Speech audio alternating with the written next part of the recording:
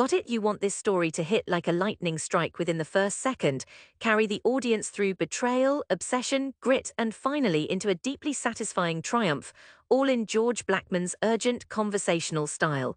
I'll follow your requested format to the letter. Here's the crafted narrative. The silent witness asterisk. Hook the shattering moments. They didn't fire me in private, no. They marched me into the glass-walled conference room, surrounded by colleagues who wouldn't meet my eyes, and told me my integrity was a liability. The room was quiet except for the hum of the air conditioning, but it felt deafening. My whistleblowing, my refusal to sign off on falsified climate reports, had been labeled disruptive to the agency's mission. I was escorted out with nothing but my satchel and the sickening realization that I'd been erased. In that moment I understood the truth had cost me everything, but it might just give me something far greater. The painful departure and relentless pursuit asterisk. Walking out of that building felt like stepping into a vacuum.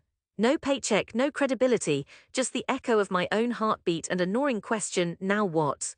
I wandered the city for days, watching rooftops shimmer under the summer sun, noticing tiny flashes of gold and black hovering near forgotten patches of wildflowers.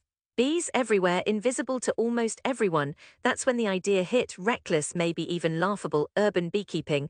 When I told a former colleague, she laughed outright. From climate science to honey jars.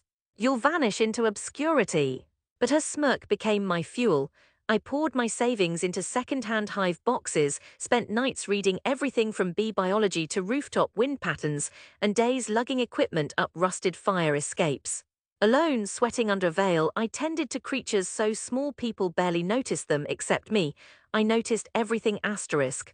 The arduous ascension and profound triumph asterisk. It wasn't romantic.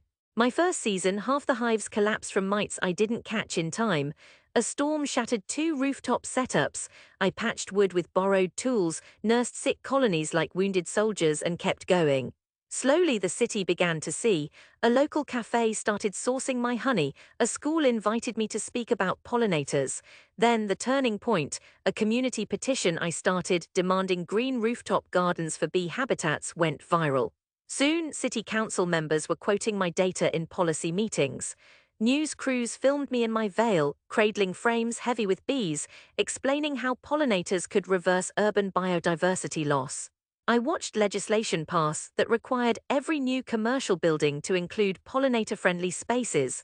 The same agency that dismissed me now cited my work in their reports. The cathartic return asterisk. I walked past their headquarters one autumn morning, honey jars in my tote, sunlight catching the gold inside. Through those glass walls, I saw new staff gathered in the same conference room where I'd been humiliated. This time, a poster of my rooftop hives hung on the wall. I didn't go in, I didn't need to. The truth I'd refused to bury had found its way back, carried on the wings of thousands of tiny, tireless creatures. And as I stepped into the street, bees circling lazily above the last blooms of the season, I realized. I hadn't lost my voice, I'd amplified it until the whole city could hear. If you want, I can now rework this into a YouTube-optimized spoken-word script asterisk, with pacing beats, emotional inflections, and cliffhanger pauses so it grips viewers until the final second. Would you like me to do that next?